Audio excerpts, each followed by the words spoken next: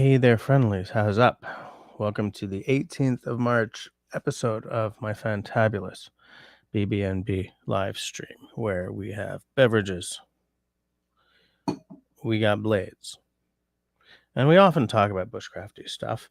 Tonight, I want to start by saying that there's no theme for tonight's live stream because I've just spent 4 days of playing music and there was no time to set anything up. And the week up until that, I was working like 8 a.m. to midnight every day. So nothing. Also, yesterday was a 12-hour gig. The day before was a 12-hour gig. I don't know if I'm going to make it the full 2 hours. We may just go till 10, which would be convenient because I forgot to bring a whiskey. I'm tired here, people. We're all friends here, hey? But yeah, so before we get started, and I say hi to everyone who's watching, I just want to do the usual housekeeping. That's the part where I say, welcome to the stream. If you're watching us time shifted, then I do love knowing that you're watching the content after the fact and leaving comments, even though you cannot participate in this side chat there or here. You guys who watch after the fact are very meaningful to me, as are the people who watch live. This channel is nothing without the friends, the subs, and the members. If at any point tonight you absolutely adore what's going on, I absolutely invite you to hit that smiley thumb. And if at any point tonight you really hate what's going on, then that's okay. The frowny thumb works just as well. Oh my God, my eyes.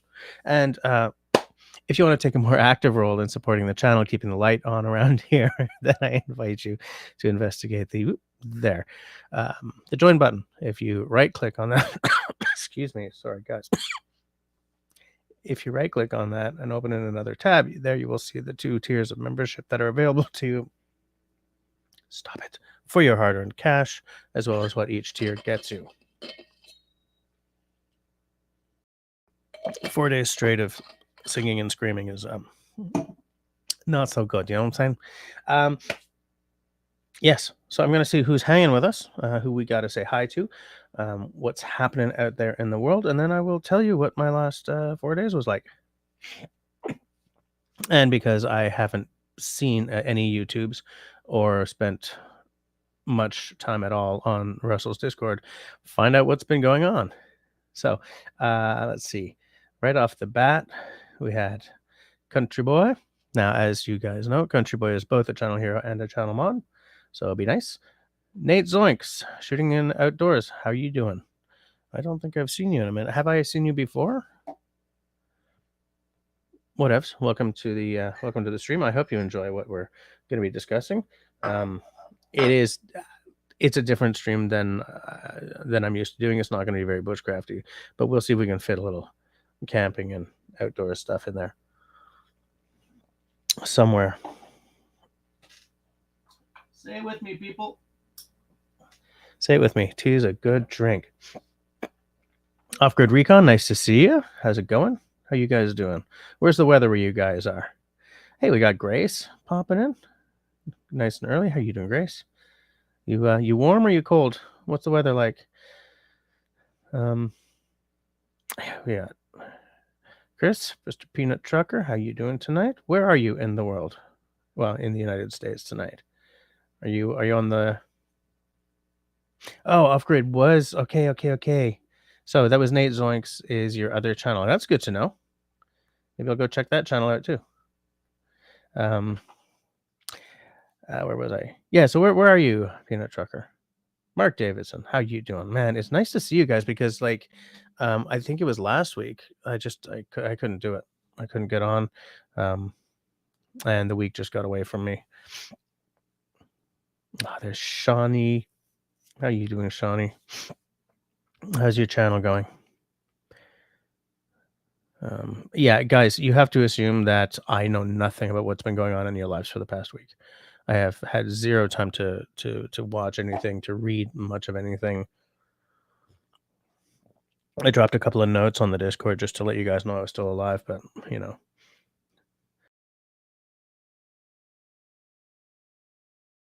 At least I muted in time this time.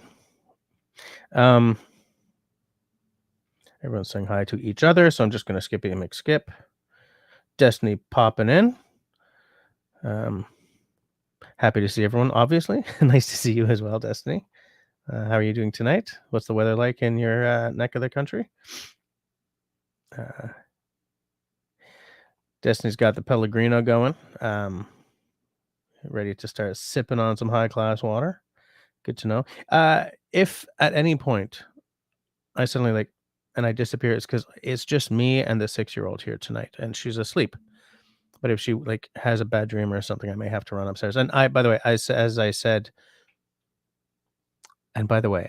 earlier, I don't know if I'm going to make it past 10 tonight.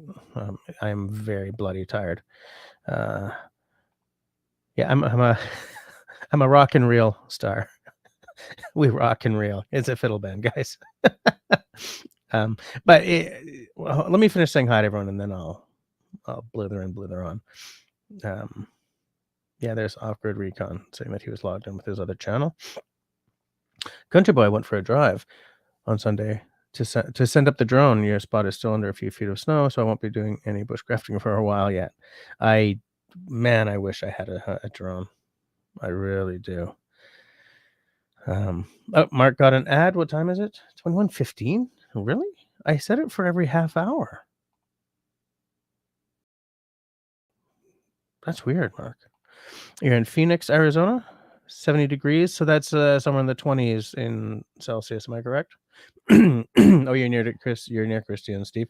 Do you guys ever get to see each other? Like when you sort of plow through town, do you stop off and have coffee with them or something?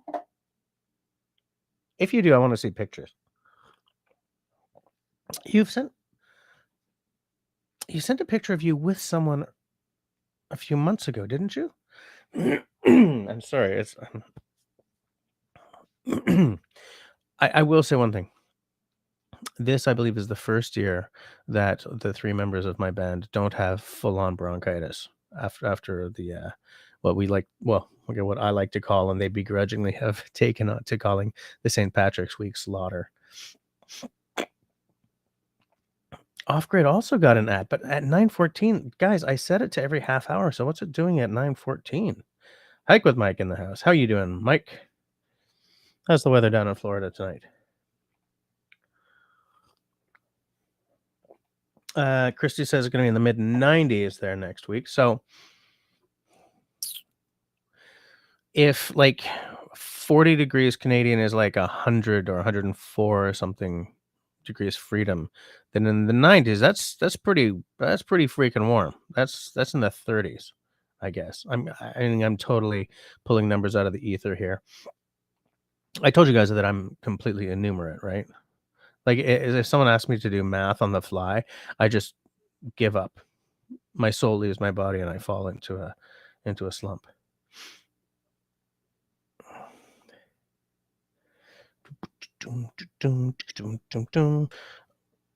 Off-Grid Recon is in the Pacific region. Country Boy says, I guess I'm drinking my rabbit hole by myself tonight. I have not touched that bottle since you and I drank together. I'm saving it for as long as I can because I have no idea how long things are going to be the way they are, he said, and then moved right the hell along. Mark says, 70 here in Kentucky tomorrow, and then snow flurries Thursday morning. My sinuses don't know if they are coming or going. My sinuses are driving me crazy. We just had a cat stay with us for 3 weeks, while my sister-in-law was in Cuba. She knows that I'm not a fan of having the cat over because I'm allergic to cats. So she brought me a nice bottle of Cuban rum of a 9-year, I think. I know it's terrible to step off screen, but I'm just going to go get it so I can show you guys. I should have thought of that. I'll be right back.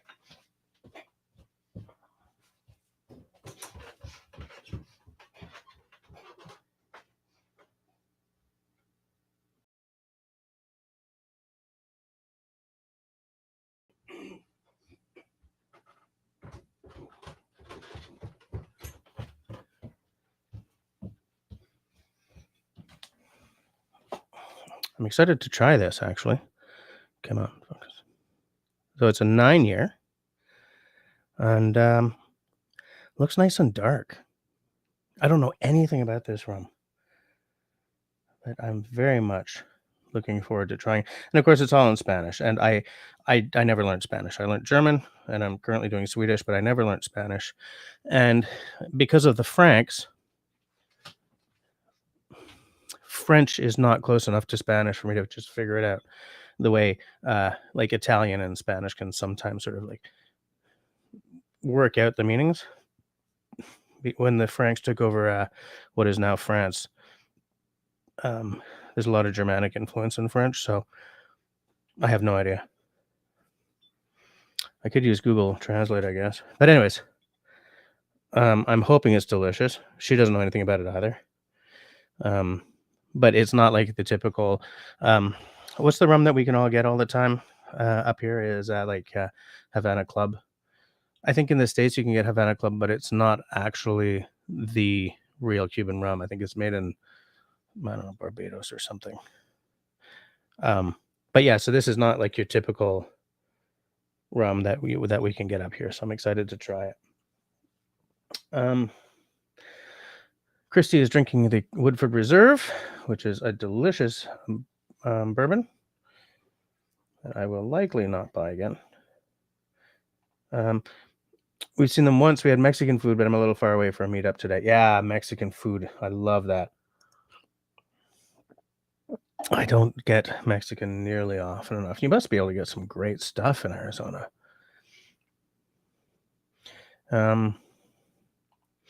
So where Mike is, it was a long cold spell, but now the weather is perfect. That's nice. It's nice up here today too. Today I believe the high was 11 degrees and the low was 4. No, today the high was 7 and the low was -4. It felt like I was walking on sunshine all day. Had a doctor's appointment today. I had all kinds of things to do. I took today off from work because home at 3 a.m. from a 12-hour gig. Um, but I didn't get to like sleep the day away or anything. I was in bed until about 10 and then I got up and did some stuff. Um, Doctor's appointment. I ran to the bay to see if I could buy some bay stripe tea towels because, as anyone in Canada knows, the Hudson's Bay Company is about to be no more, which makes me sad because that's been a local company for like 4 centuries. And also, so I have spent my entire adult life with this goal in mind. I will have known that I have made it. I don't even made it like I'm rich and famous. I mean, made it like I'm doing all right when I can afford a Hudson's Bay 4-point blanket. Like I've had this goal. Like I have two. Like I will know I'm comfortable enough to make that kind of an expenditure when I can buy a 4-point blanket. Well, any point blanket. It's just the older I get and the more I see it as something being on a bed rather than in a bedroll. And if I can walk into an art gallery and just buy something off the wall, that's I know that I've really freaking made it. But I'm never gonna get my blanket, you know? And that's a first world problem, especially considering that all the people who are about to lose their jobs are actually way more important than my stupid desire for a Hudson's Bay, like full on Canadiana points blanket. But at the back of my head, there's that sad little voice saying exactly that. I don't know why I'm talking about that. Oh, okay. So 90 freedom is 32.2. Yeah, that's still a pretty warm day. It's kind of dry there though, right? Like here when it gets, I feel like if I tell you guys this like every few weeks, but here when it gets hot in the summer, it gets sticky hot. It gets humid hot. And in the winter, it's humid cold. You know, the kind that go like rips right through your jacket and goes right into your bones. You know. Hey, look at that. Look who's back to his fashionably late hour. How are you doing, mister? How's it going? Serge was also out of town for a while. Destiny says we're having those early spring mild temps followed every third day or so with a mild blast of wet, flaky snow. Yeah, your oxymoron is strong tonight. Yeah, we have like some beautiful balmy days, and then like we get our asses kicked. So today -7 down to -4. Tomorrow, it's gonna be 15 degrees high and a -1 low. Thursday, it's 13 and 7, so nothing in the but we're gonna have a very rainy Thursday, Friday, and Saturday. But then it starts going down again next week, -9, -6. I mean, so, like, -11 seems to be a thing of the past, he said, with fingers crossed. But, yeah, we have that sort of nice, nice, nice, ugh, nice, nice, nice, ah, um,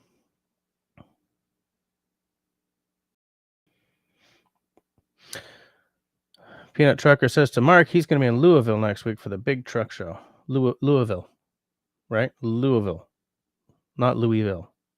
It's not Louisville like we would have up here. In Quebec, it would be called Louisville.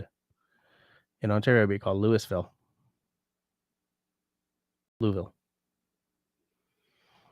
No, I'm not trying it tonight. First of all, because I don't love to just drink rum, straight, but I wanna have a recipe ready to try it.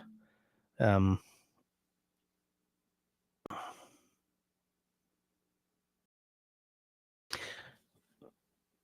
do I have a rum recipe? Hey, Shawnee, you've seen a lot of my cocktail lives. Do you remember me doing, like, do I have a rum recipe designed? Yeah, I do. The blood and swamp water. No, I'm not gonna use this rum for that. That's got Midori in it. That requires a white rum. Is that showing up? There we go. I want a nice rum cocktail that I'll use it in. And as I'm making that, I'll do it on a live. I'll do it on a Dribs and Trams live. I'll open it on that, making a cocktail, and I'll do a little taste test as I go through it. Deal? We're gonna shake hands on that. Um, how could you forget about that song, dude? That's a classic. I mean, also look, I'm Generation X, so like a lot of my classics may not. Okay, here's something I want to bring up because this I find really interesting. Okay, just let me. Yeah. In fact, hold on a second.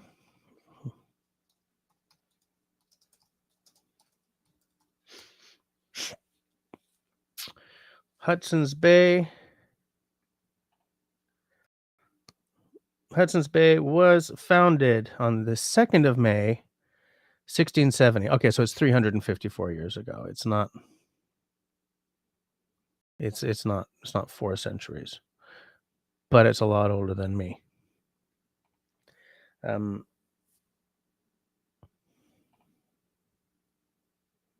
yeah, country's like close enough. I was within a couple 100 years. I was way closer than that. Oh, Grace says, "I'm in a river valley, it's always humid." It must be nice, though, to look out over a river. Well, can you see the river from your place, or is it like a large valley? Like, in Vancouver, you're in the Fraser River Valley, but that doesn't mean everyone's got riverfront property, right? Off-grid says it's 10 Canadian there, okay. Um I'm at my best at around 13 to 15 degrees, I think. Like, much more than that, and I start to get a little schwitzy. Below that, no, because you know what? I was out in a t-shirt at, like 5 degrees today, so I'm never mind. I'm just BSing here, evidently. Um, Christy says, "Unto country boy." Steve picked me up the big bottle of Woodford for your birthday. I forgot to tell him about the rabbit hole. What's that called again? There's two. Well, actually, they have more than two, but there are two that I've tried. One of which is the Derringer that country boy financed for me, which is fabulous. It's really different than the other one. The spirit at the core is the same character, but the Derringer is check me on this one, country. Is it a PX sherried? It's sherried with something. Um, is it PX or is it Oloroso? I think it might actually be Olorosa, but it's a sherry finished. Whereas the other one, the Cave Hill, which is the one that I had bought previously, it's a little cheaper, a little higher ABV though. That one's just a straight up, American oak. Um, they're both very good. They're both very, very good. Yep. Country Boy is backing me up on that. Hike with Mike. Mark Twain quote: "The coldest winter I ever spent was a summer in San Francisco." I like that. I think that's funny. I'm just looking up a Mark Twain quote that he had some quotes um, about Montreal, and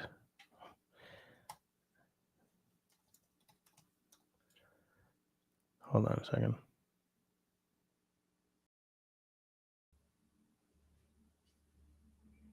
Yeah, it's way, way too long to go into here, but he had some cool.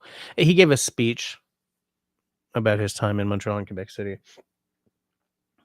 The man was pure gold with the language, right? Or if you do a taste test tonight, it might help you come up with a drink. Yeah. Except I didn't bring a glass or anything. And I don't know. We'll see. We'll see. If I'm still going strong at 10, maybe. Um, the coldest winter I've experienced was 30 degrees and 95% humidity in Florida. The humidity goes right to the bones. Yep. I hate humidity. I'm okay with heat so long as it's dry. Destiny. Hudson's Bay had a good run. So did Sears. I missed the softer side of Sears. The it reminded me of Buffy the Vampire Slayer, because that's Christina Carpenter line. Was it? Uh, it's nice to see her seeing the softer side of Sears or something. Are you referencing that that line, or was there actually a Sears marketing? I think you're referencing that line. Off Grid says, I think my mom has a 3.5 point Hudson's Bay blanket. Is that a thing? I think it is. I think that there are point five point blankets. I don't remember though. I don't remember. I would look it up, but I'm feeling kind of maudlin because I went to the Bay today to see if they had, like, because they're doing blowout sales on some things. But people smarter than I am saw what was coming, and they just bought them all out. So, because what would have been a nice goal would have been to have the small one, as for my bedroll, my bushcrafting bedroll, and then the massive one for our bed upstairs. But they're so expensive for two reasons. A, it's Canadiana, right? So people will spend whatever it costs, but also they're wool, right? They're not like a cotton poly blend that's been brushed for soft. No, they're wool. And full on wool, if you're not buying it from an army surplus store, is expensive.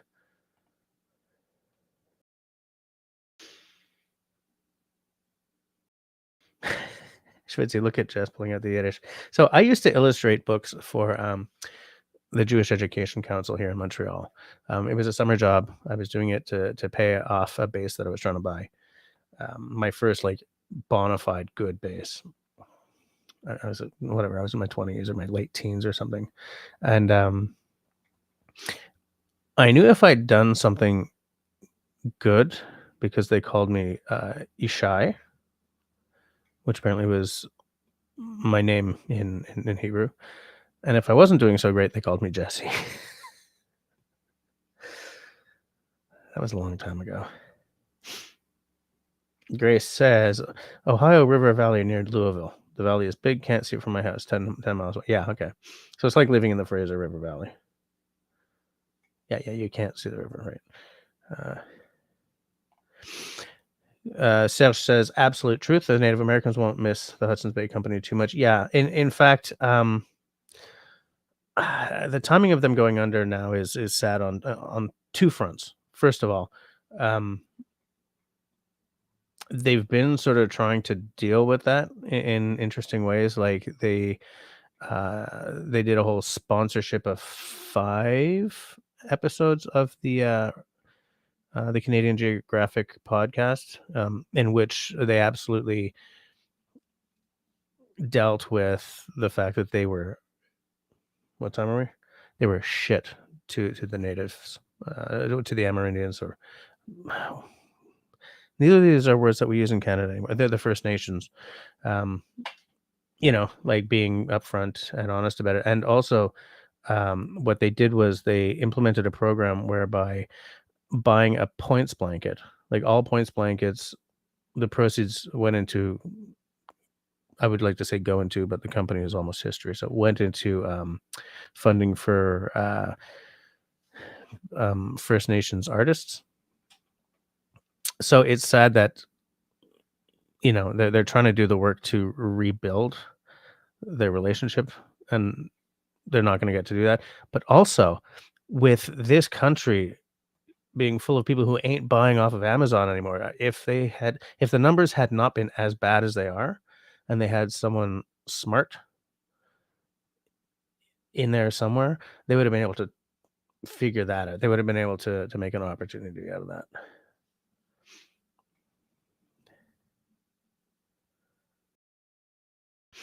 Country Boy says, Mark Twain on Montreal. Maybe it is the winter costume that makes pretty girls seem so monotonously plenty here. It was a kind of relief to strike a homely face occasionally. No, it's the jeans. Well, both kinds of jeans. There's no one on earth like, anyways, I'm too old to talk like that. I shouldn't be talking about pretty young girls. I'm 52, for God's sakes. Jim is heading to Florida in a few days. But hi, Jim, by the way. Are you driving home? Okay, so Destiny is referencing that line. Yeah, I love that line. I was unsurprised yet disappointed to find out that Joss Whedon is a is a monumental dick. Oh yeah, Peanut Trucker says not much Florida and humidity yet. He said stupidly, not much humidity in Florida yet. That's cool because it's going to be not cool in the summertime. Mike says, unto Jim, the weather is amazing right now. Not too cold, not too hot down here in Florida.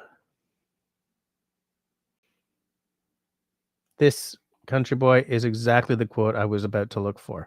This is the first time I was ever in a city where you couldn't throw a brick without breaking a church window.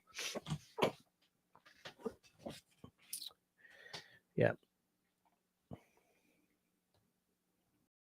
And Montreal used to be like that. I mean, it's not quite like that anymore. First of all, there were a lot of changes in the Quiet Revolution back in the 60s.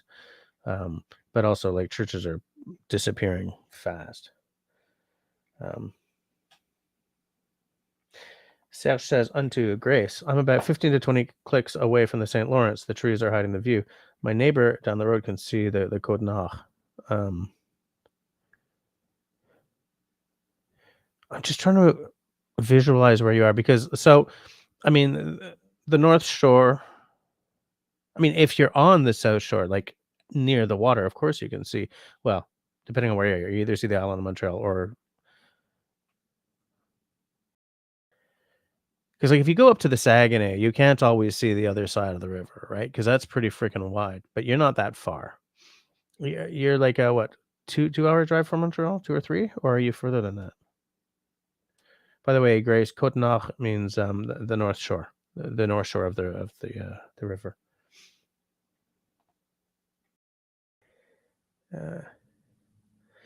Destiny remembers Woolworth, as do I, but I was young. I was young.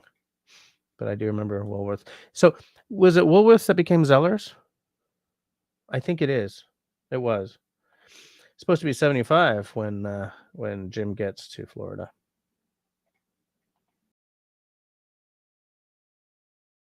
Jess King, holy crap, how are you doing, man? I haven't seen you on the live stream in a minute for sure. How's the weather? He asked, knowing full well. Are you under a pound of snow? Um, just gonna. Everyone's saying hi. I'm just gonna. Yeah. Okay. Off-grid Recon is asking, did any of you see Joe Robinette's new push for video funding? Thoughts? I was surprised by it, but I understand it because it's not his usual content, right? There's a production company involved, which means expenses, right? Um, as soon as you're working with a production company, like just insurance is expensive. There might be a union, like actors union fees and uh, production union fees. There might be all kinds of things. Uh, I I don't know.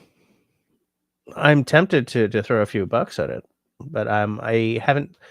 Okay, so when I noticed that video, I was supposed to be practicing for a gig that was the next day. So I watched part of it and then got distracted by something and then started playing. And so I haven't seen the whole. I haven't like it's a short video, so it's embarrassing to say this, but I'm only halfway through it.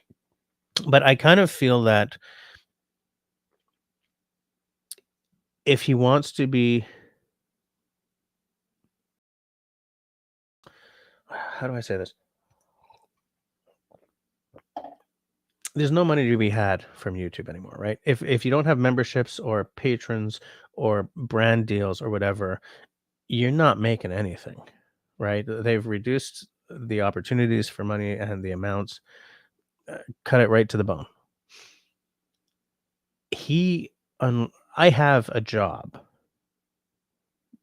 so the fact that I mean, you guys have probably seen that I've been burnt out um, of video making for 6 months now. Doesn't mean I'm going to lose my house.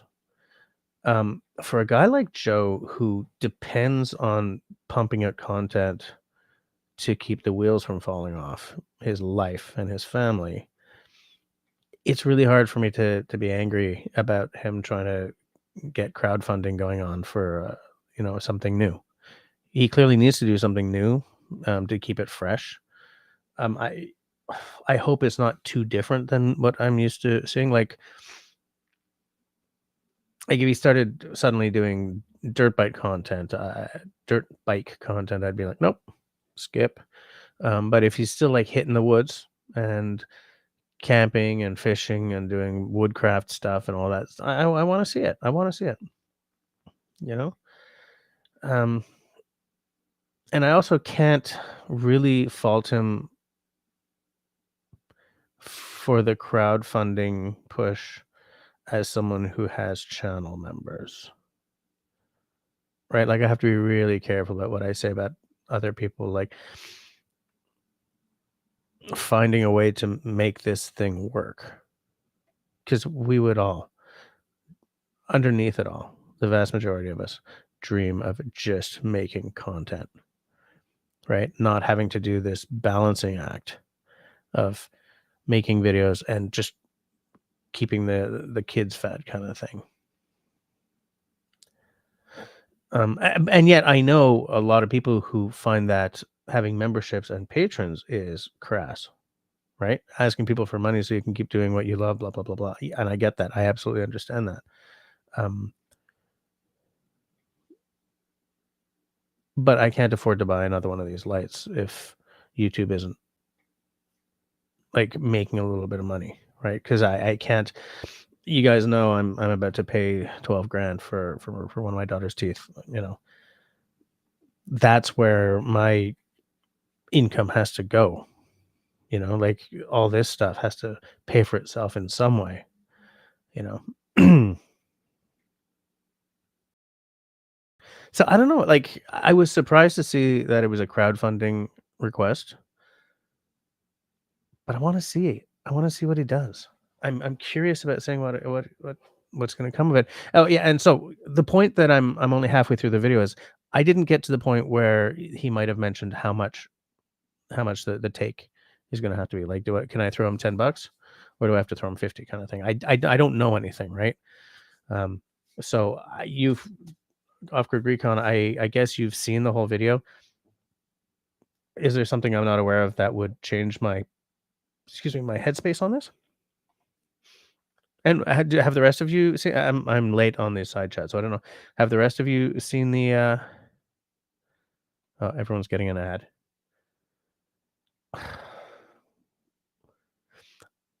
Why are these ads at, like, 15:44? So it'll be at 10:15. Yeah, Offgrid's saying he got an ad at 6:43 because I started at 9:05. So, obviously, like, it's not as granular as starting at 9:05 means that the first ad is at 35. It's probably, like, every like, it's probably, what do you call it? They tranche? Serge, please help. They tranche the sections, you know?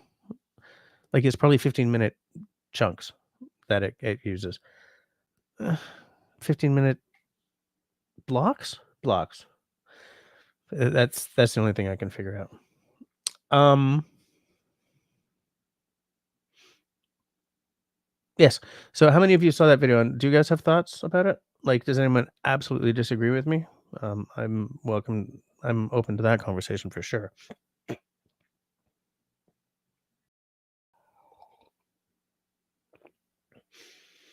Um, Mike says, rural folks are feeling like Native Americans these days with all the urban sprawl and developers buying up their land. It is said the urban sprawl is in Florida is horrific. Urban sprawl is always bad. Look, it's because people want a single family home on an acreage or a single family home with a large backyard so they can put in a pool or whatever. But efficient cities build up, dense and up. Um, Dense and up works really well for a city like New York. The city of Paris has one skyscraper, and it is so unpopular that no one is willing to take that chance again. So Paris is very, it just goes. But yeah, um, yeah, I'm not a big fan of urban sprawl. Also, because at this point we should be working on different cities. Cities need to be different. You know, you can okay, so say you got a stretch of highway that is always congested and is always overflowing and there are too many cars and this and that and blah. So you throw a few tens of millions of bucks at widening it. You're great for 5 years, maybe 10, and then it's congested again, right? The number of cars will always grow to take up and overflow the infrastructure. So I would love to see cities that have absolutely kick-ass, um, public transit. Montreal has great public transit. I don't always take my car to work. We're a one-car family. Is it tough sometimes? Yes, especially because we had been a two-car family. But if if I hit my marks, right, I get on the bus, I don't miss it, and then I get on the metro and I don't miss it, and then I get on my other bus. It's not that big a problem. In a city like Vancouver, I remember hitting all my marks and still cooling my heels for like 30 minutes, but at a bus connection. Jim is getting ready to drive right now. Okay. Or he was uh like 15 minutes ago. Home in a half hour. Okay, nice. Um Let me just sort of like yeah, it seemed like a fairly soft push for sure. Yeah. Destiny. Yeah, okay, so, Destiny, Joe was approached by a production company to do something different, something a little bigger. And he always wants to. He's onward and upward sort of person. Like, I mean, he really got kicked in the nuts um, by that dirt bike accident he had, right? And that really set him back on his back foot. But he's trying to sort of get back into get the role happening again. And so this production company approached him about doing something, and he seems excited. And but part of it is that he has to help with the crowdfunding. Like, he had to make an announcement video and stuff. Mike is a swamp rat. He loves the heat and humidity, just not the cold and humidity. Ugh, I don't like humidity. I've actually never seen a bona fide swamp, by the way. And it's only been like 15 years, 15, 16 years since I saw my first desert. Was it even that long? Maybe it's more like 10. I've never seen an actual swamp or even a marsh. Okay, Christy thought it was kind of weird. So maybe I got to rewatch it. Maybe I'm two things. I got to mention two things. I've always really liked that guy's content. Um, there's a purity to it that I've always really enjoyed.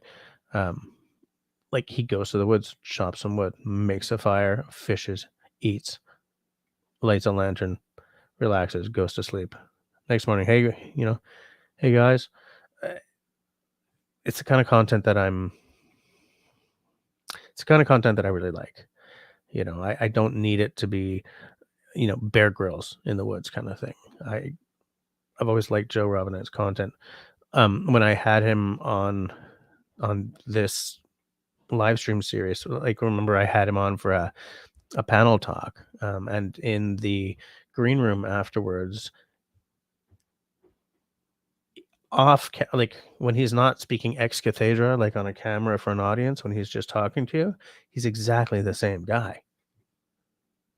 Exactly the same guy. Nicest dude, you know?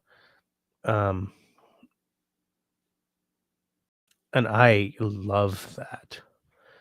I love speaking to someone off, like, off the record, and like having the same experience, not having this crazy change. Um, as someone who's spoken to some much more famous people off the record and discovered that they're not as nice as they come across, or they're not as kind of interesting as they come across, or they're not as, I find that being the same person on camera as you are off camera is a rare and beautiful thing, you know. So all this to say that I'm predestined to give him a pass on something, because I want to see more from him.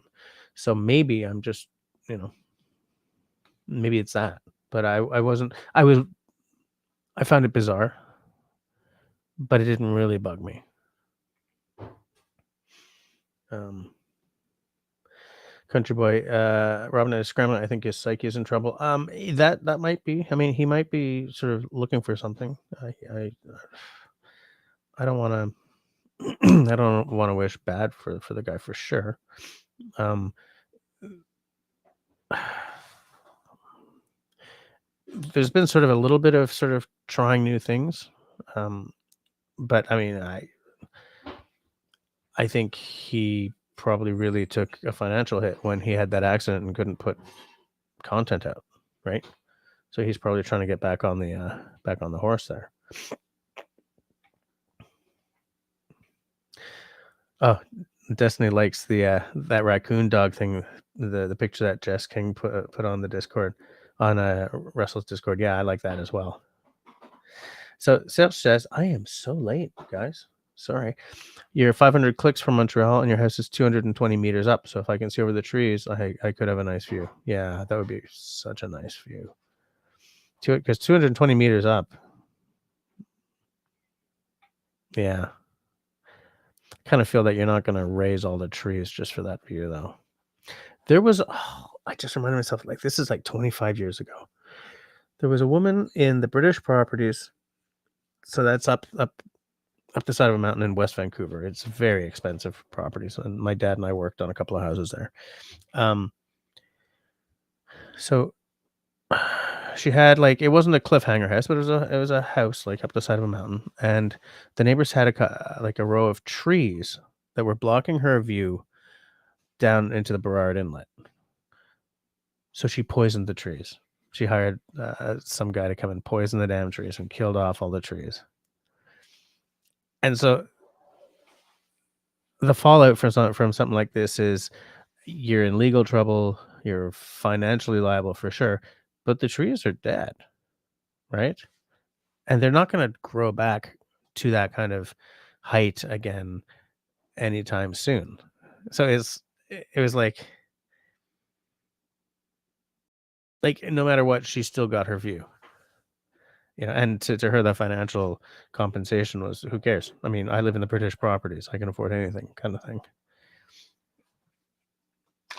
He's like, "Oh, you killed the trees in the name of a view."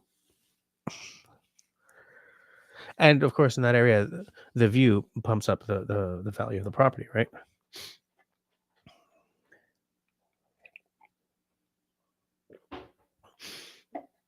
Has anyone heard from David Evans? I messaged him and didn't know if he was on a cruise or back home in Canada. I haven't heard from him in a while either. So I'm assuming he's probably on a boat somewhere.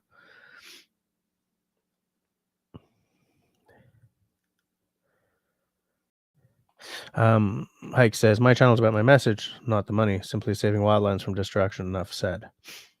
And because of the urban sprawl, there's probably a lot of wetlands being destroyed, right? The thing is, you take out a wetlands and you absolutely increase your danger of flooding. I mean, these wetlands they're part of the flood mitigation.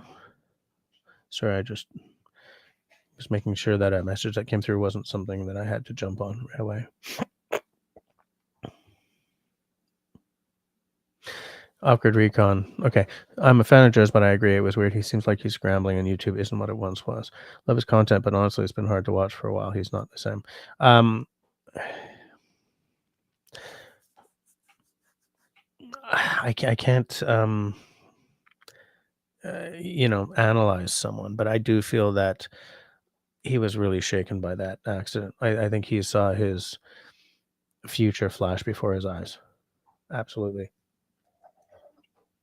Because the guy couldn't hold an axe, right? He couldn't hold a knife. And look at what he does for a living. I would be absolutely terrified if I was in his place, and he clearly was as well. Um, maybe it's I want to see him doing well again. You know, I kind of see him as one of the patron saints of the YouTube bushcraft community, and you know, I want to see him loving the outdoors and just being well again. And it's been a rough recent few years. I mean, he lost his brother as well. Like, uh, upgrade his you even before the accident for you. For me, the accident was a sort of a switch. Um, he had tried a few different projects before that as well. I think he's looking for something, you know. Sales was going to say sections and blocks, but the ads because Jess is going to read this in 10 minutes. And yeah, it's um it's 11 minutes later. So yeah. Hey, Carol's here. How are you doing, Carol? How are the things in Carol's neck of the woods tonight? Oh, Homie Omi's here as well. Good to see you. Got any cool new stuff, homie? I am sort of going into a buying underdrive, I think, for the next little while. And you know what? Okay, so here's the thing. I was going to tell you guys about like my St. Patrick's Week slaughter, and bring you up to date on what life in a fiddle band is like for St. Patrick's. But um, what I just asked Homie is remind me of like there are still bushcraft things that I want. I am dying for a drone, but there's nothing I'm really willing to spend money on right now because um, the knives that are like my dream knives, I've got knives. Why am I going to throw $500 at a fancy knife right now? No. Um, the drone is just it's too expensive right now. There's life isn't cheap. Um, and drones are not. It's not a good purchase because much of the country requires a permit, and if you get a drone that's above the what is it, 250 grams or something, you need a license. So it's like the drone is only part of um, uh, the equation. Now, if I had one, I would have something that gives me the fizz, and it would get me filming again, and maybe get me over this stupid burnout. But that's like it's a fancy thing. You know what I'm saying? It's a fancy thing, and I need fewer fancy things in my life. So the drone will wait for as long as it needs to, and I see no reason to be buying axes or knives. I mean, I enjoy buying axes and knives, but the only hole in my toolbox that I can see wanting to fix is I still want to do that series on like the Nesmic trio, right? Um, I have a uh, um, I have a double bladed axe. It's just a little canoe knife and a Nesmic. Right, like I told you guys last year that I'd like to do like a 2 episode series or a 3 episode series of like taking the traditional Nesmic trio and then modernizing it. What works and what doesn't. Because the way he used his knives was very different than we tend to use our knives today, right? Like to us, the belt knife is the one you use for the whittling and all that stuff, and then you've got like something small for food prep. But he used the little canoe knife or whatever it's called, the one that your grandfather had, right? The little pocket knife. He used that for his whittling and stuff, and the big knife was what he used for whatever skinning game, making food, stuff like that. And it's an interesting variant of how to actually use these tools. Um, so yeah, so when I asked Homie, "Hey, do you have anything fancy now?" It sort of sent me down this rabbit hole of thoughts.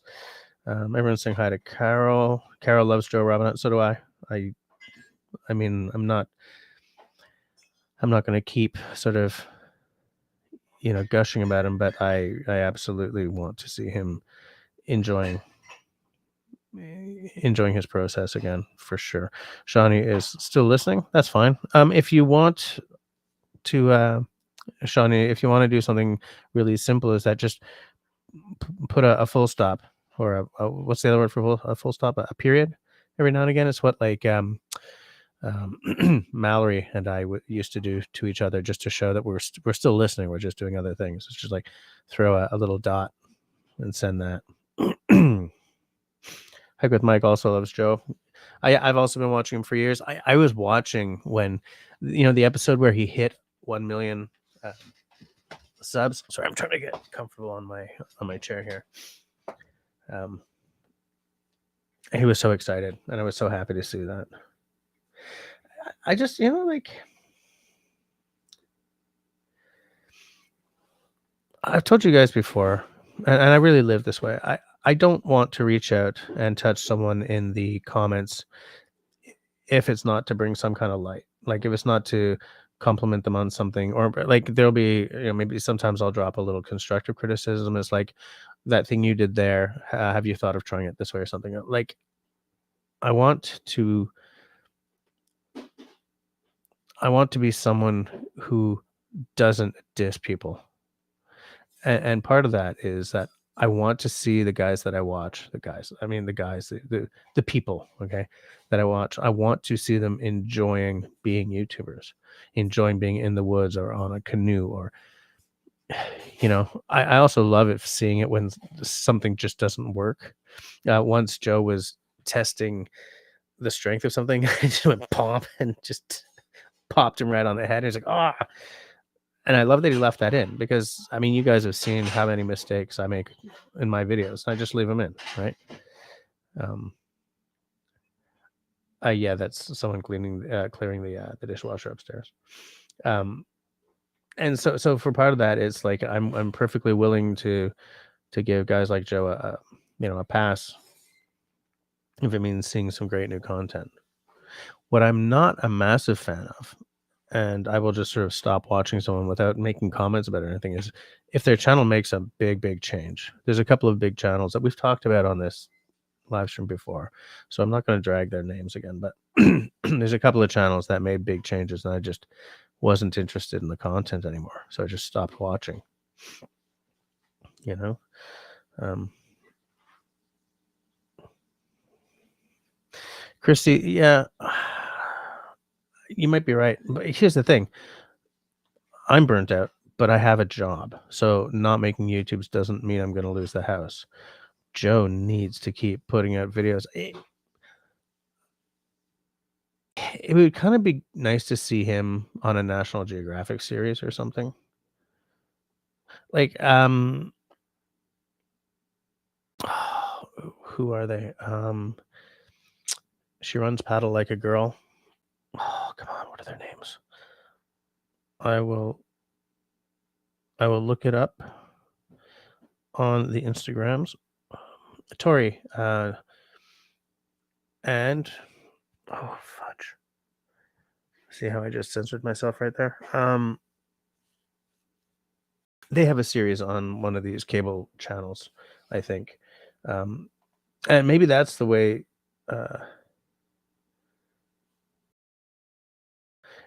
Jess swears more off camera. Yeah, it's a struggle when I'm on camera, let me tell you, because I am an absolute potty mouth.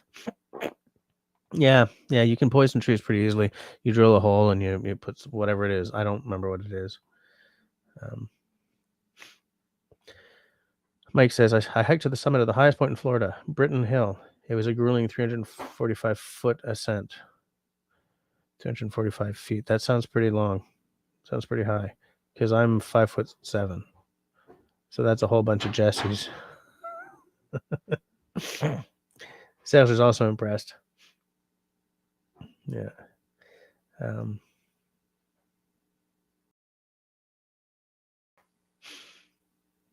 Oh, did Destiny ask? Oh, no, yeah. Country boy. The British properties are home to the most self-involved rich pricks in the province. Yeah, absolutely.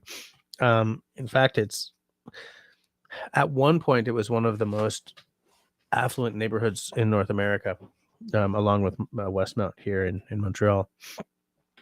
I don't know if they still are, but the money there is something else. I once saw a whole article, more of a listicle, I guess, of what $1 or $2 million gets you in Vancouver versus the same amount, whatever it is, in like Hollywood, and you don't get the same, shall we say. You get less in Vancouver than you do in Hollywood for whatever the millions were. Property values in Vancouver are ridiculous, and yeah, and the British properties are. Look, I've been in some of those houses, right? And when you've got a huge like when the back wall is all glass and you just looked right down into the Burrard Inlet and like the freighters drifting by out there, it's like, whew, I would just sit here all day and look. But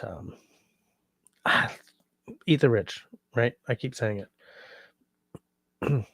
Yeah, Mike, I absolutely agree. Mike says, I miss the YouTube when it was a frontier like 15 years ago. It was more pure, in my opinion. I absolutely agree with you on that. I absolutely, but it's become a big business, and as all things, it got wrecked for sure. Destiny says, it's funny how money can change some people. I'd be delighted to be rich and hopefully not be an asshole about it. I feel the same way. But oh my snap, we got Zach Fudge in the house. All hail the ale. Tonight I'm pretty damn tired. And I don't have that much of a voice. I feel kind of scratchy because of the St. Patrick's Week slaughter. which I was going to tell you guys all about, but then we got distracted. Hike with Mike says, less is more. It's a mantra in my life. I keep trying to adopt that kind of view. Like, I feel absolutely owned by my stuff, and I would love to off-gas so much of it. I did. I off-gassed a lot of stuff, and I still am like, ugh. Destiny says the ale has been hailed. Uh, Sean is here as well. Nice to see you. And I was gonna clock off at 10, but now all these friends showed up, so I'll go for a little longer. Oh, nice. Peanut Trucker finally got his bench-made mini Griptilian. Such a cool knife. I told you, like, if I have a dream knife that's not like um, uh, the Jacklore or the Tamagami, that Hella Tamagami, which I still freaking love. It's uh, the Osborne, that the folder, the Osborne. But that's expensive. That's like a $300 knife in Canada, and I'm not spending that on a folder.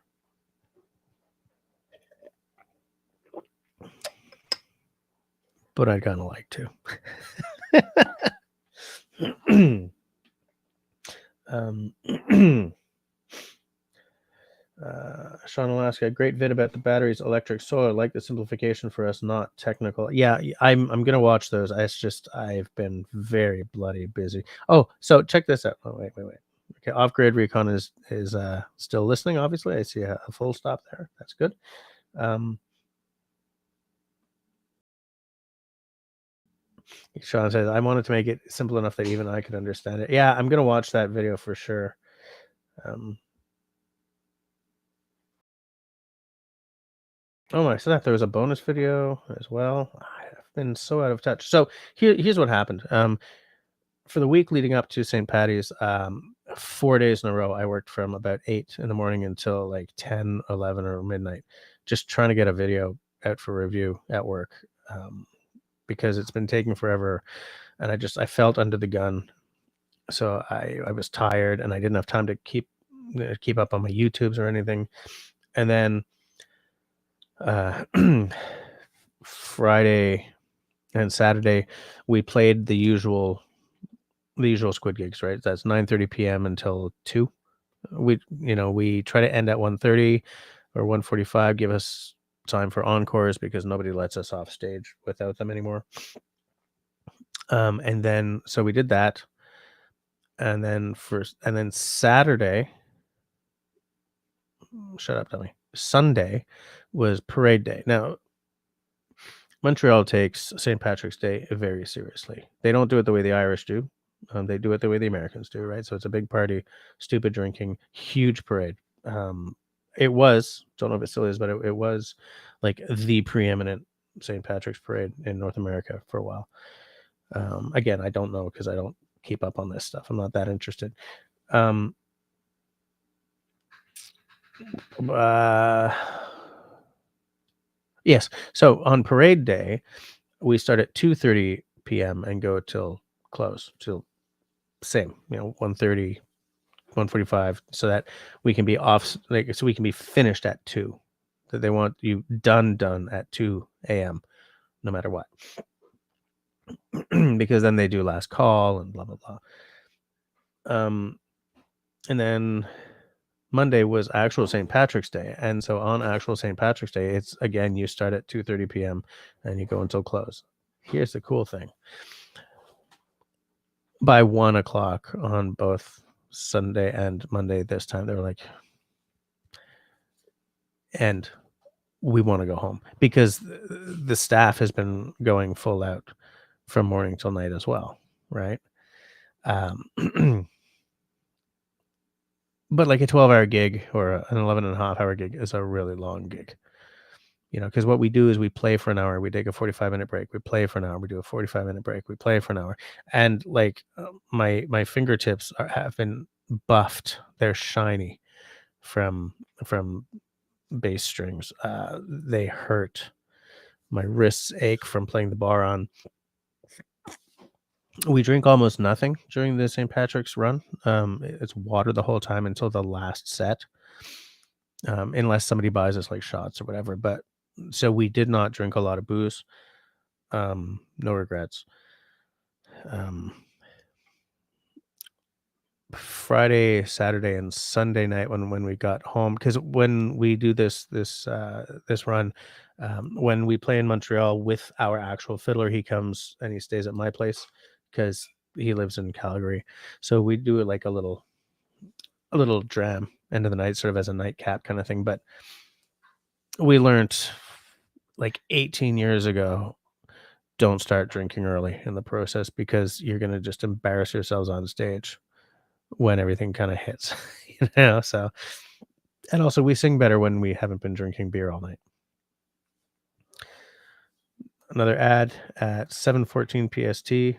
Okay, you guys are all getting ads, so I will just sit here quietly until the ads are over.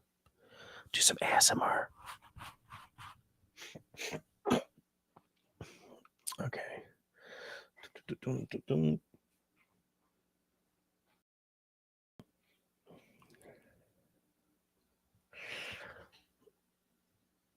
Are we back? Okay. Homie says, I was going to say no, but I did make one move. I put a deposit on a Liam Hoffman axe. Holy crap. Congratulations. You have my envy. Absolutely. Which model? No. Mike agrees with me. There's too much negativity in the world, so you go towards the light and positivity. Yeah. Yeah. And especially, look, it really takes something to put a video or a book or whatever, but like to put yourself out there the way we do, those of us with channels, right? You you haul ass to make something, edit it, sleepless nights, just because you're trying to edit something, and you put it up, and you hope people like it because that's what you want. You want to put out something that people are going to enjoy, but you know that you're opening yourself up to some ass jacket with a keyboard ripping you a new one, and we've all been ripped. And part of you dies when someone does it because you throw a lot of work into whatever you put out, you know, or you put your face on it, right? It's you out there in the world, and so I never go after someone. I've gone after a couple of people on TikTok because they said stupid things, but even then, I try to sort of not go all in. There was somebody who I made a video. I called her an encephalitic bovine harpy, and then I was like, I'm not posting this. Nope, I'm not posting this because I don't want to go down that route. I don't want to be one of those guys,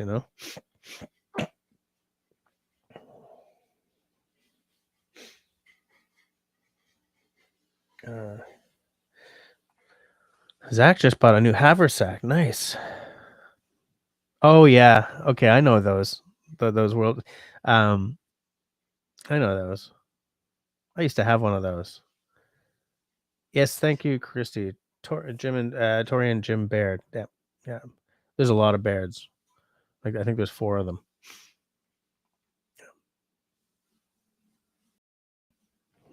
Uh,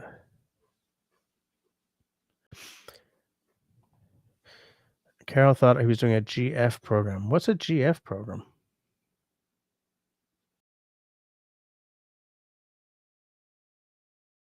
Oh no.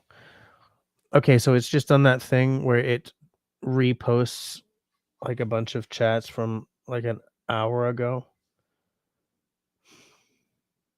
All right, let me scroll. Let me do some scrolling. Why does it do this? Yeah. Oh.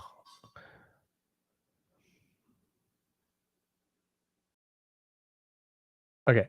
Sean Alaska says, now we will measure everything in how many Jessies it takes. Americans will use anything but the metric system. Thanks just for the new option. That's hilarious. Hey, look who's here. How you doing? How you doing, Ranger? I have not seen you in a long time. Welcome to the live stream. Oh, Carol says I thought he was doing National Geographic. Okay, was it National Geographic? Suddenly I'm remembering something, but I don't know if it was that. But there is a channel that's posting his stuff. Is it National Geographic or was it Discovery? I had totally forgotten about this, so I don't know if I have it right.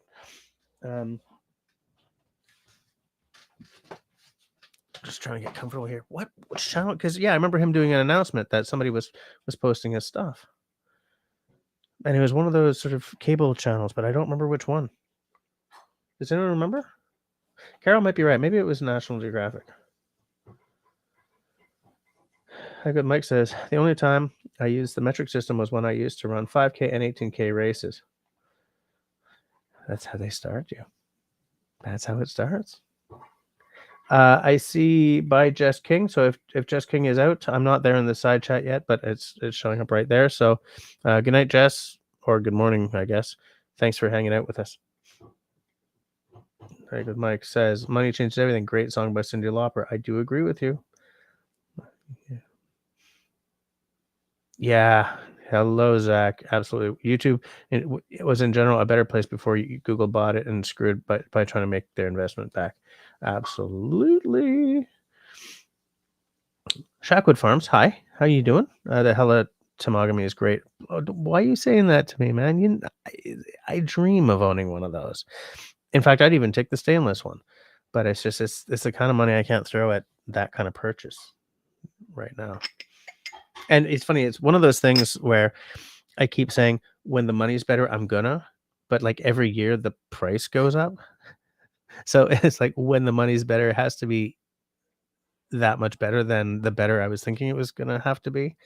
So I don't think it's ever gonna happen. But yeah, I love the look of it. I love the idea behind it. I love how it's sort of a kind of a half full tank. You know how like the part where it would really freeze your hand in the winter is just the wood. Such a great design. Such a great design. So Benchmade is local to where Off-Grid Recon is. Heard of good sales, haven't gone yet. Man, if that was local to me and I could walk in and score an Osborne, I'd be happy. I don't know if I'm ever going to see one because it's really complicated to get folders into Canada right now, unless you go through like a major retailer. Shawnee says that there are 22 people watching. So how many thumbs ups do I have?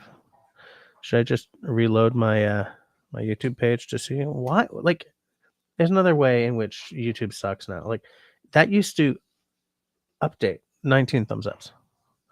Nice. So there's a couple of people who don't like what I'm doing.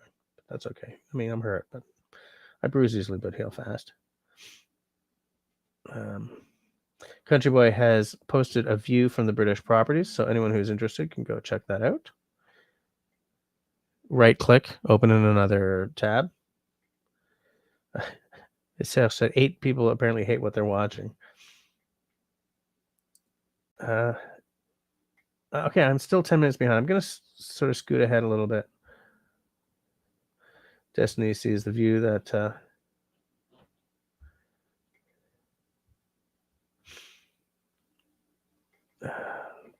you know what? I'm going to open this view in a new tab.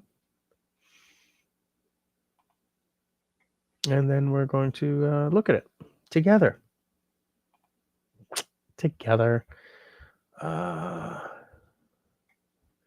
Screen, share screen. Yeah, allow. Why do you keep asking me? Just allow, for God's sakes. Share. And then it makes me do it again to show it on screen. Yeah, so excuse me. This is a nice view down to, I don't know if that's North Van or West Van down there. I think that's North Van. I think I see like Ambleside Beach.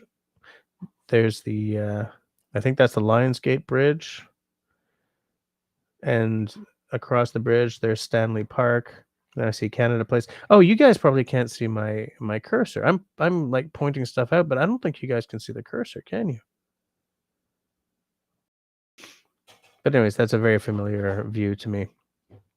Um, from working up there on the British properties. Also, like my dad used to live in North Van, a little bit up the hill. It wasn't quite this nice of view because they weren't that far up, but I have many great memories of looking out over that inlet, seeing the ships go by.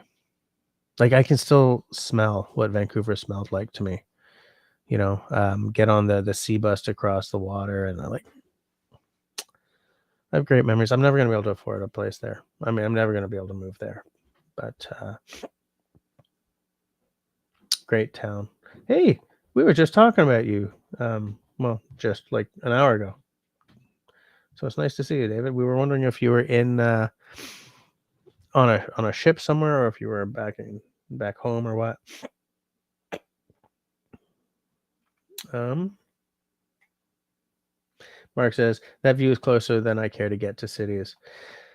Yeah, well, yeah. I mean, I live in a city, so you know. But yeah, I used to love walking down along the seaboard, the seawalk, the seaboard. What's it called? That walk around Stanley Park, Country Boy, and down along the beach and stuff. I mean, it's a city, but it's a small city. Okay, so David says we were home early from Florida. Pam fell off her bike and shattered her elbow. Crumbs. Surgery tomorrow morning. Been a rough week. Absolutely. Oh, that sucks because that's going to affect her ability to quilt. Hmm.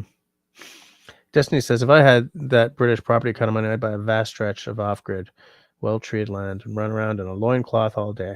That would in itself provide security for the land. Look, I'm with you in that if I had that kind of money, I would prefer to buy a large off-grid tract, and build something. But that's a really nice view, and it's a nice town. Like down in, I think it's North Van. You walk down this street called Lonsdale. It goes down to the waterfront, and there's like a quay where you can go and. Well, look, I haven't been there in 15 years, but at the time you could, get a muffin and a coffee or hit a restaurant or eat some sushi or whatever. There are certain things that, I like having access to. Like I like being able to order pizza, you know? Uh, so 3 month recovery, yikes. She's gonna need some tricks to keep her spirits up for sure.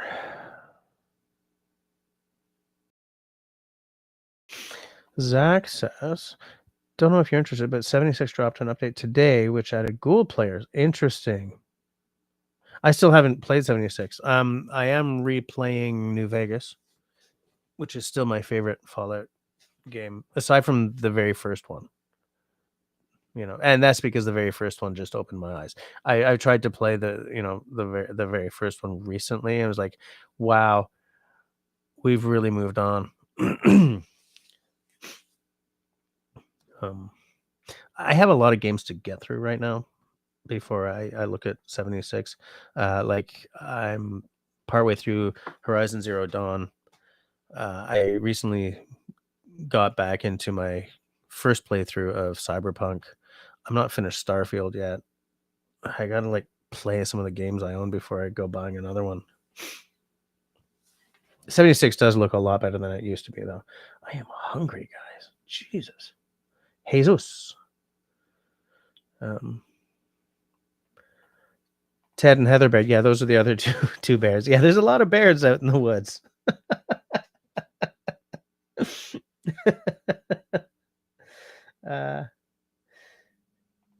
It's been okay. A lot of weird things going on, but all in all, we're still standing Still standing. Oh yeah, so there's Jess King having a rushing off, running off to a hospital appointment. But yeah, that was 10 minutes. I'm still like 10 minutes. Hold on, let me just sort of scoot ahead a little bit. Oh, Zach says, my best friend goes to the Groman factory whenever he visits his mother in Pictou County. I would like to be able to go to the factory. I would pick up a number 4, but a flat ground, because the one I have is the Scandi or whatever they call it. Um, I think that the number 4 is an ideal food prep knife if it's a flat ground, and so I would love a flat ground one to use as my food prep. Because what I have as my food prep knife right now is a mini Nesmith. Tiny, like 2.5 inch little Nesmith blade, which I love, and it's compact and it's cute, and it's roughly made, which I love. It looks like a knife from like 100 years ago because there's nothing fancy to it at all. Um, but I would prefer. I think that the Groman number 4 with the flat ground would be a more ideal food prep, woods food prep knife.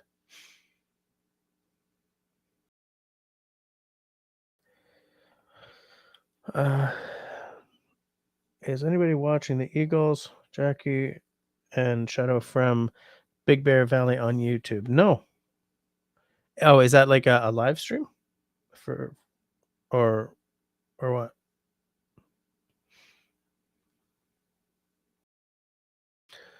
Oh, Yummy says 3-pound head, 32-inch curved handle with phantom bevels, bulb handle, and leather straight guard. I haven't even looked at his stuff in a long time because I just can't afford it. Seawall, thank you. Yes, the seawall. That's what I was looking for. Country boy, dependable. All right, good night, Serge. 10 minutes ago, right? Yeah. No, 6 minutes ago. Everyone's saying good night to Serge. Country boy says Alonzo OK hasn't changed much in decades. That's good to know because I used to love walking down there from. So, I don't remember that. My dad first lived on 3rd in some rat trap little apartment when he was still trying to get settled out there. And then, he met his wife and, I mean, his second wife, I guess. And they lived up on Kings, sort of up near Lynn Canyon. I used to walk all the way down to the Lonsdale Key and back and kick around the canyon before they fenced everything off and made it like safe. I mean, I understand a lot of people died in the Lons in Lynn Canyon, but last time I was there, seeing everything be like fenced off, it was a little disappointing because I used to love scrambling. Admittedly, it was dangerous, but yeah, yeah. David enjoyed their 1 year in Vancouver when his company transferred him there. It's a nice town. Well, it's a nice town if you like being outdoors, right? I mean, it sure ain't a city like Montreal is, but lots of really nice stuff. Falls Creek is amazing. I love it. Yeah, go get some cheese. No, I'm not gonna go. Also, I think we're out of cheese. And get yourself a glass. Wow. 2232. Steve says, I heard you got rum. Which one? It is Ron La Progressiva de Vigia. It's a Cuban 9 year.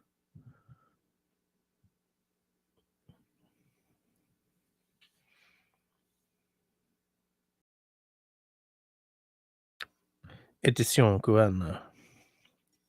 So I guess that means there's a.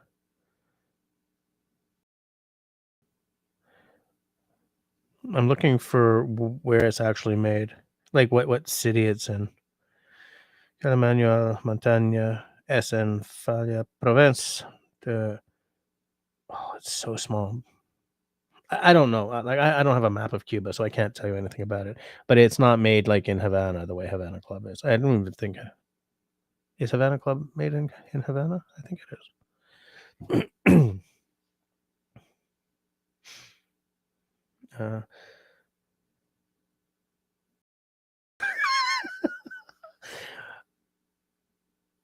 what was that? What was I opening from that? David, do you remember what I was opening? Do you guys? Yeah, what was I opening? Okay, Jim is out only a bit before you head out on vacation. Need to finish packing. Got to find stuff I haven't worn since last summer. All right. Good night, Jim. Have a good one. Uh, well, um, I haven't been, on top of things lately. But yeah, we need to get some more cheese in this house. Um, okay, I'll go get a glass and I'll do a little tasting. Just give me a second here, people.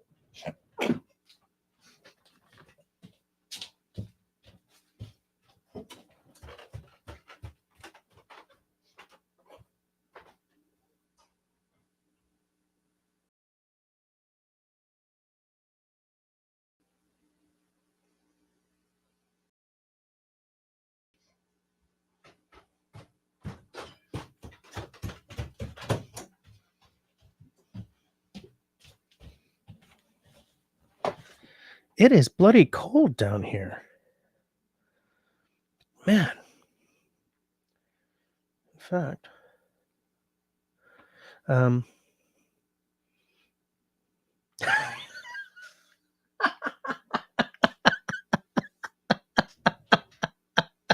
Zach. Hold on, I'm putting some socks on here because it's cold down here.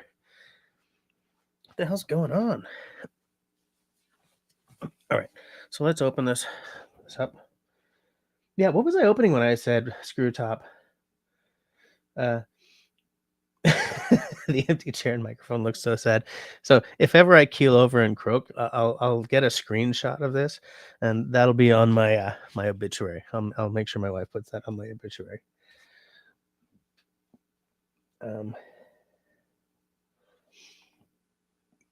Sent me a screenshot.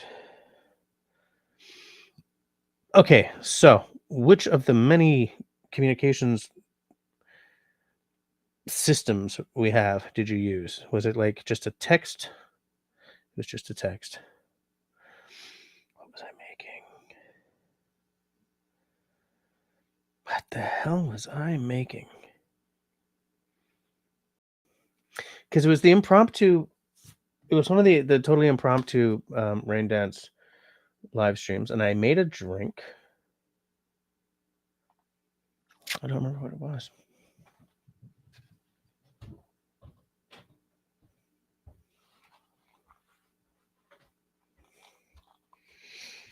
So let's open this up. Obviously, it's got a guarantee of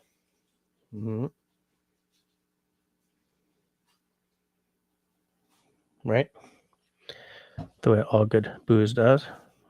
That's not entirely true, but whatevs.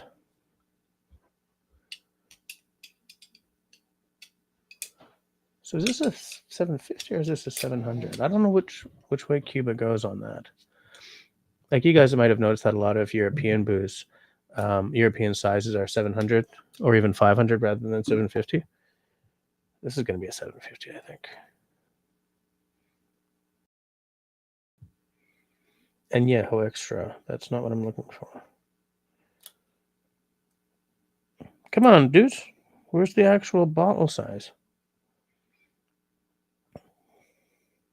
700. Okay. So it's a 700 ml.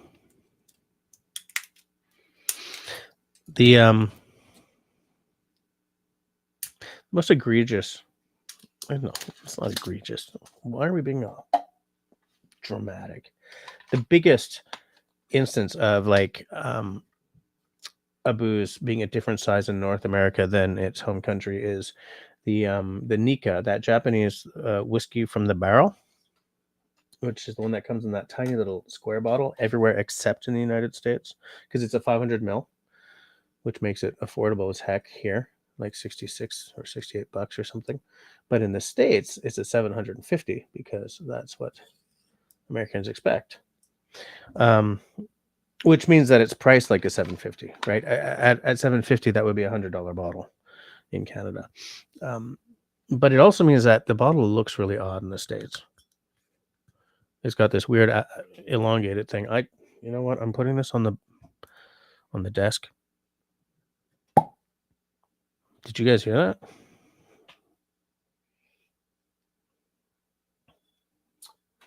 So I will pour a little. There you go. Smells so sweet. So what does Cuba use for rum production? Is it sugarcane? It definitely smells sweet. I'm just going to look up La Progresiva. Cuba's finest treasure. Yeah, okay. So I'm at their website. I'm not at their website yet. Slow. Oh, hey, has anyone been getting buffering? Because you guys remember when yes, I'm over 21 years old. Bitches, it's 18 in Quebec. Give me a break. Hold on a second. I'm looking for. They have a 13-year. I'm looking for the 9. I'm looking for the 9. Shop now. I can't shop now.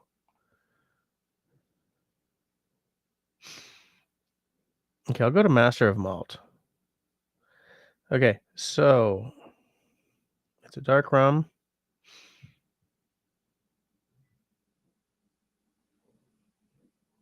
It doesn't say anything about it. Okay, but it does say a terrific Cuban rum here from the Ron La Progresiva range. It was created to be a sipping rum, and it most certainly lives up to that moniker, though we're certain it will make for a phenomenal rum-based twist on an old-fashioned, too. That sounds pretty good, actually. Okay, so where were we? Okay, so David says the last one was Friday, February 14th. And did I make?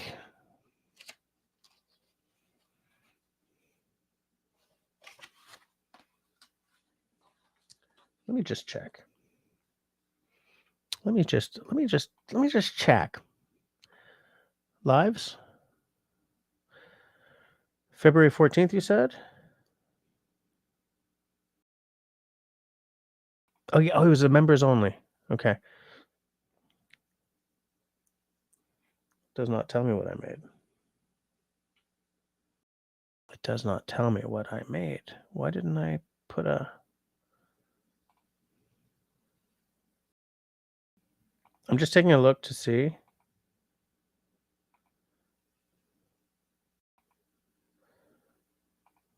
I don't remember. Because I don't want to watch the whole video, right? I want to see, did I show the notebook? David, do you remember if I showed the page? Because sometimes I like to show the page from the notebook. I'll look it up later. I don't want to bore. Oh, it was the Alberta Premium Rye, the Alberta Premium Cask Strength Rye. That's what it was, right? I think I said something about it being an absolute killer rye, but the bottle looks like it should be plastic. And I was like, come on, guys, for what this costs, a screw top, really? That's what it was. I wonder what I was making with it.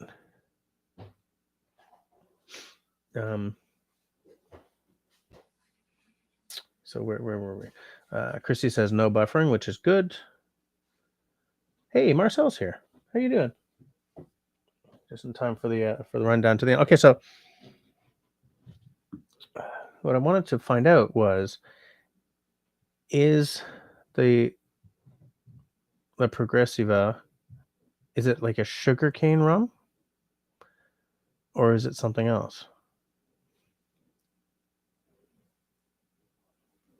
I do find it interesting that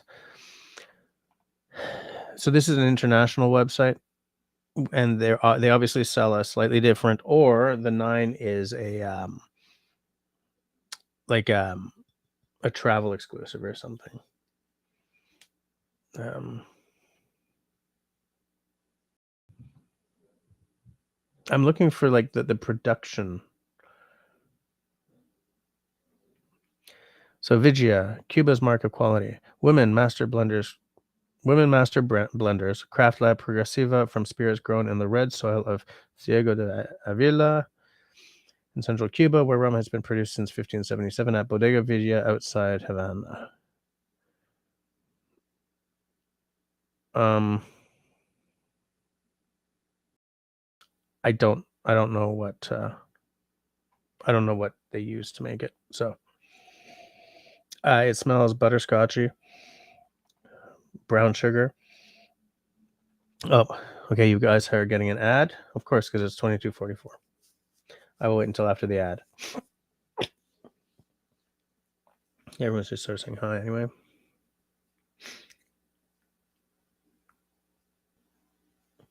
Tell me when when the ads are over.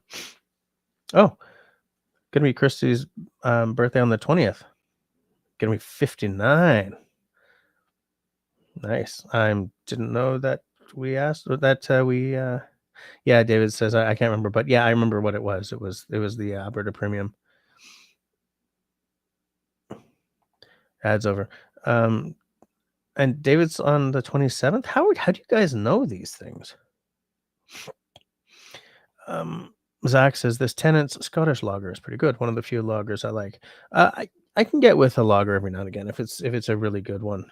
I tend to like a darker beer, but you know, but there have been lagers that I've liked.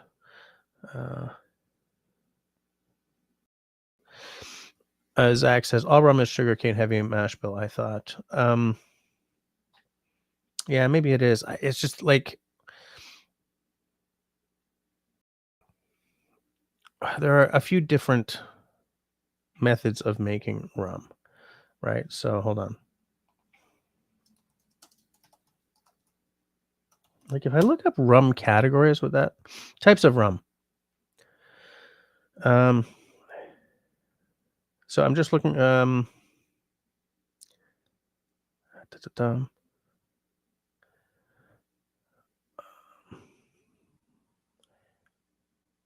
Yeah, it's just I want to know what they're made for. Anyways, this is a dark rum. I'm just gonna move right along. It smells nice and syrupy. Peanut Trucker says Destiny's our birthday keeper. She knows all the dates. Yeah, and she sure does. So happy early birthday to both of you. Um, definitely smells oaky. A bit of a something scintillating across the top. Something like maybe a little coppery.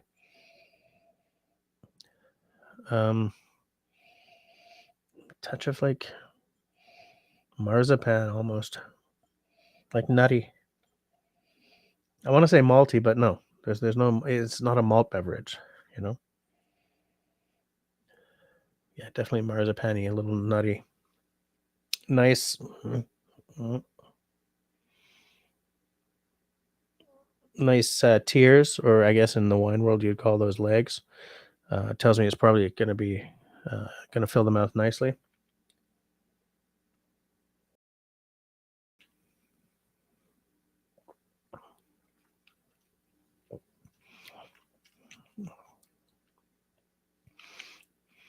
Like a baked goods kind of thing, a yeasty, like a brioche. What the hell is a brioche? Do I have any Francos still here? No, Serge is out. Like a Danish or something. Slightly cinnamony. Definitely sweet, sugary. The marzipan note is still there, which is interesting. Um,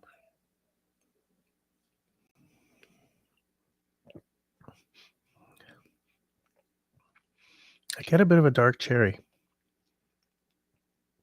a touch of lemon drop, and those are things that I recognize in like a whiskey. Um, but this is not as complex as Scotch tends to be for sure. If I was to put the complexity rating on this, it would be kind of more of an Irish whiskey or bourbon. You know, a little more of you get what's written on the tin kind of thing. Very nice, absolutely nice. I was wondering if it was going to be kind of scratchy or sharp or aggressive, but it's not. Some people say, "Wow, this tastes really smooth," and smooth is not a taste. What your impression is of the booze you're tasting is legit, but sometimes the wording can be a little questionable. Like nothing tastes smooth. When you say, "Wow, this tastes really smooth," what you actually mean is this is not scratching me. This is a smooth drinking experience. But we often sort of make the mistake of conflating taste with mouthfeel, and that was boring. And I didn't need to lecture you guys like that. Sorry, but you know, whatevs. Maybe a little touch of creme brulee, but I get that more.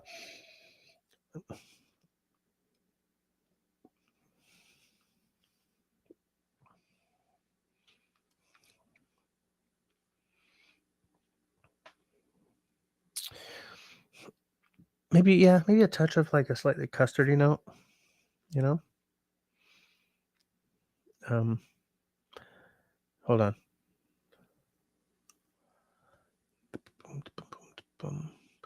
Uh, Zach says my favorite rum is Ray and Nephew overproofed. I cannot get that here. I want to buy a bottle of Ray and Nephew and a bottle of Smith and Cross, but I'm gonna have to buy them from Alberta and have them shipped here because I want them for specific cocktails.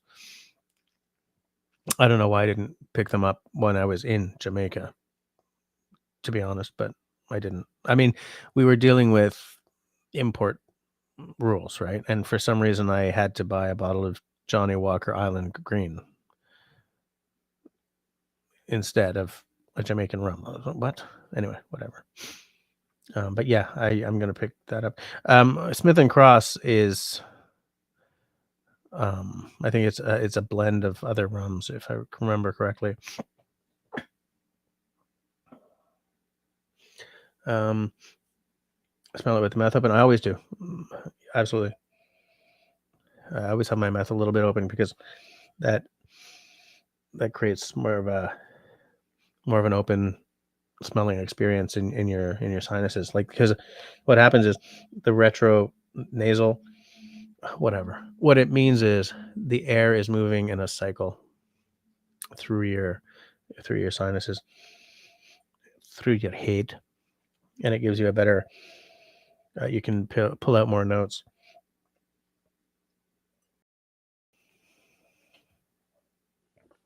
Bina Trucker says, anyone else notice Jess comes on tired and says he'll be on an hour and then wakes up talking to his favorite people, but he could go another 2 hours. Yeah, but then I would hate myself tomorrow. Like I have to shut her down at 11 because I need to get some sleep. The gigs that I didn't get to tell you guys about just killed me. Yeah, Country West says we're good company. Yeah, I don't know why I'm not falling asleep right now. Absolutely. Marcel's asking if you guys have plans for your birthdays. Christy's working. Uh, oh, okay. Hold on. Christy's working. Um, Steve took a birthday off. I guess he's going to plan something. Everyone say goodnight to David. Um, they got to be at the hospital at 6 for surgery at 8. And pass on my thoughts to Pam for sure. Christy is gonna hopefully be in Ireland for her 60th. That's your next birthday, right? Yeah, definitely do that. No, why did you say it? Why did you say it? Why? Why did you do that? Why?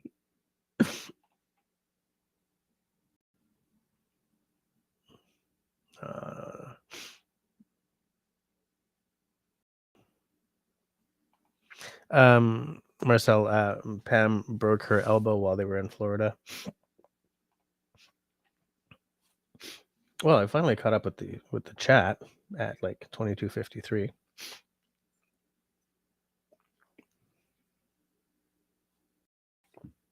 This is a 40%, 41% alcohol by volume.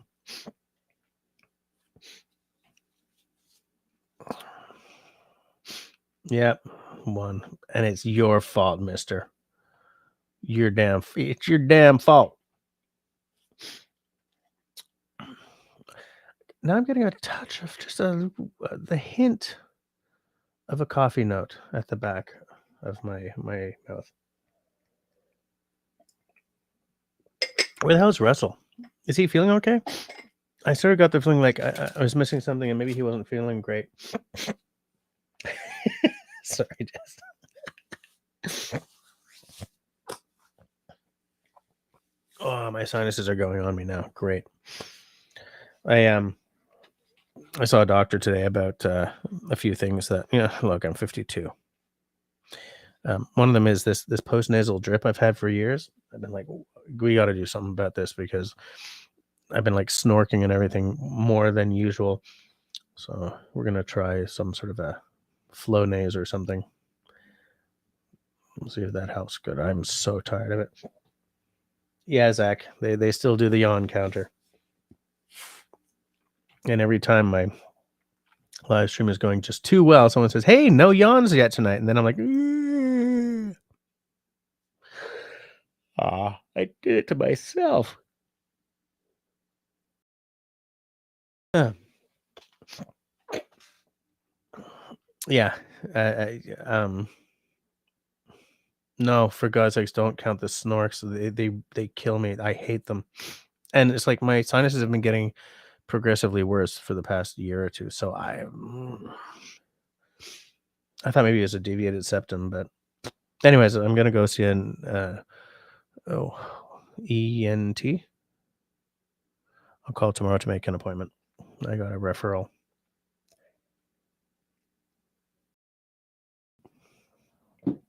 It's a good rum. I'm not someone who has like a million. We do have actually a lot of different rums, but I mean, I have a Haitian wife, so I mean, rum is kind of a cultural imperative, Um, yeah, but so like I don't have a bazillion rums, but I do like to make a rum-based cocktail every now and again. So what I don't have this for those of you who don't know, this is the notebook in which I keep my cocktail designs.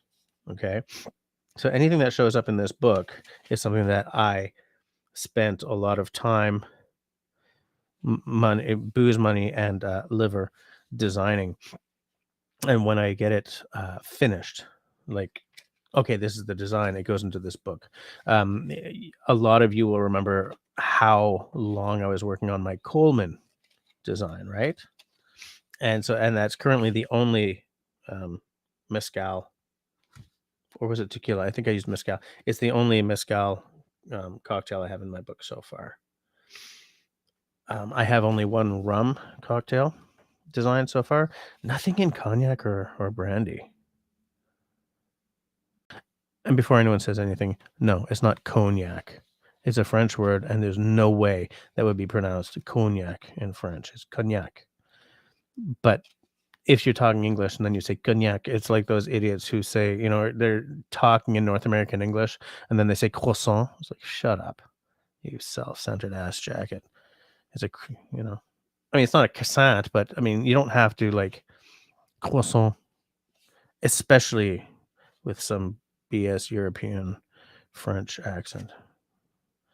But yeah, so I got to come up with some more rum cocktails.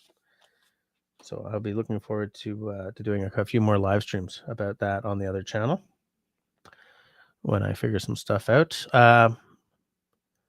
Christy and Shawnee, you guys watched the short I did with my St. Patty's cocktail, right? Either of you gonna maybe try that? You don't have to fat wash the whiskey. I mean, that was just an extra step because I'm a freaking geek. Well, it was one of the rules for the challenge. For those of you who don't know, I keep posting not lives, shorts on my Dribs and Drams channel of challenges. I'm on TikTok. I'm part of a cocktail designers group. Every major holiday, we create a cocktail, and this time, because it was St. Patty's Day, we had to do with something fat washed and something Irish. So I fat washed. Uh, hmm, I did a bacon fat wash of an absolute garbage Irish whiskey that I do not want to buy again. It's called Busker, and if if the Irish whiskeys you like are things like Teeling and Redbreast, you're gonna hate the Busker. If your idea of a great Irish whiskey is Jameson, you're gonna like the Busker because it's on that. They're both on the same side of the spectrum. And to me, I love Redbreast. I love Teeling. Not a big fan of Jameson. So this Busker it at least it was affordable. What was that? Um, Christy watched it. Yeah, I would love to know. You probably have some Baileys, right? If you don't go through the 24-hour step of fat washing your whiskey, I would love to hear if you made it. And wait a second. Oh yeah, Christy, I've been looking to try a rum old fashioned for a while because the beauty of an old fashioned, the absolute beauty of an old fashioned is that it's not a specific drink. It's a template that you can make. You want to use mezcal? Go crazy. You want to use rum? Have at it. You want to use gin? Sure. I don't think I would like that, but I mean, you can use it. You can use anything in it.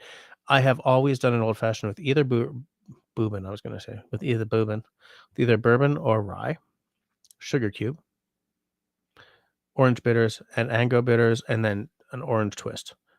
No cherry in my old fashions unless I have no orange. Um, but I'm going to look up how to do, excuse me, a successful rum old fashioned, and I'm going to use this in it because one of the beauties of an old fashioned is it doesn't adulterate the base spirit because there's almost no mixer going in there, right? Base spirit, bitters, sugar. So I will look that up this week, and I will try to do a Dribs and Drams live soon. I have a meeting at City Hall on the 27th. We're complaining about something, but we're after 11. So I'm just gonna see if there are any other comments that I need to answer, and then we're gonna because I gotta go to bed. I don't think Jess likes that Busker at all. Don't know why I think that though.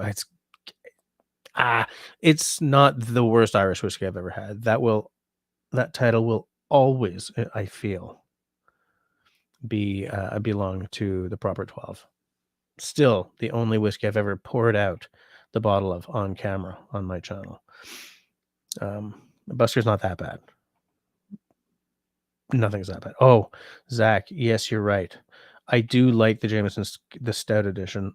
I do like that absolutely.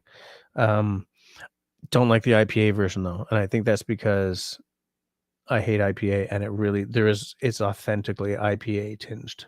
But I do like the stout version. You're absolutely right. I hadn't thought of that. In fact, I've bought 3 bottles of that stout version. Oh, my snap. How you doing, mister? Nice to pop in when I'm supposed to be off. Chris is out, so good night, Chris. Have a safe journey. Destiny's out as well. Bonsoir tout le monde. Have a peaceful weekend. Thanks for another great live. It's so much better than I thought it was going to be. I thought I was just going to be sitting here and but yeah, I'm impressed with myself. Okay, everyone's just sort of saying good night. Oh, Marcel says, thinking of doing a big road trip up north and going into Canada for a day or two. What should we know about Winnipeg, or should we pick another city? No, Winnipeg's a Winnipeg is widely considered to be kind of a boring city, um, but you can find cool stuff in all cities. There's some really cool local stuff happening in Winnipeg, and if that's the nearest Canadian city, do it. Why not? Absolutely do it. Um, Marcel, let me look up Winnipeg a little bit for you because I used to live there, right, when I was a kid, and I have good memories. But I lived in like the French town on the other side of the river from Winnipeg. I lived in Saint Boniface. But let me get back to you about that, about Winnipeg. Okay. Good night to Country Boy. Um, Oh, okay, okay. You were here for the whole time. You were just lurking. That's fine. So yeah, I think everyone's just sort of saying good night to everyone, and so I'm going to say the same thing. We are now at 23:04, which means I should be in bed by now. So between now and next week, everybody, I hope to see you next week. Between now and then, everybody, please be safe, be sane, be healthy, and be kind to one another. Good night, everyone.